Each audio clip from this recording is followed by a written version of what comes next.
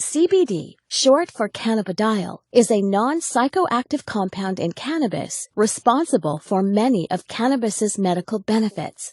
On the other hand, THC, short for tetrahydrocannabinol, is the psychoactive compound in marijuana that causes the high associated with cannabis use. They are two completely separate cannabinoids, which are a class of chemical compounds that interact with special receptors in our body called cannabinoid receptors. Dr. Sanjay Gupta, an American neurosurgeon and CNN's chief medical correspondent, changed his stance on the prohibition of cannabis while investigating its powerful therapeutic properties and witnessing CBD successfully treat Americans.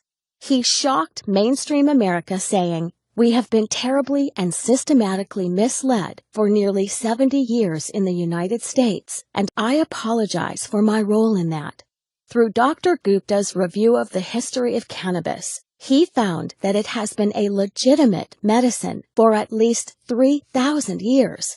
And Dr. Gupta isn't alone in supporting cannabis research. The director of the National Institute on Drug Abuse, Dr. Nora Volkov, testified before the Senate saying that CBD appears to be a safe drug with no addictive effects, and the preliminary data suggests that it may have therapeutic value for a number of medical conditions.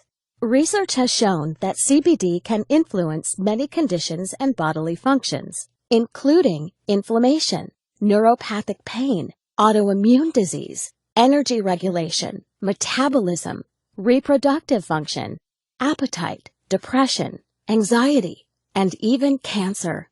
But how can one cannabinoid affect so many bodily processes without causing adverse side effects? The answer lies in our biochemistry, the natural intelligence of the body. We have naturally occurring cannabinoid receptors all over our body that interact with CBD. We have these receptors because our body is constantly making its own cannabinoids. These receptors and cannabinoids make up most of our endocannabinoid system, or ECS. Our ECS is always in action, and if functioning properly, is a major factor in keeping us healthy. Many doctors now think that some people suffer from an endocannabinoid imbalance, known as clinical endocannabinoid deficiency, or CED.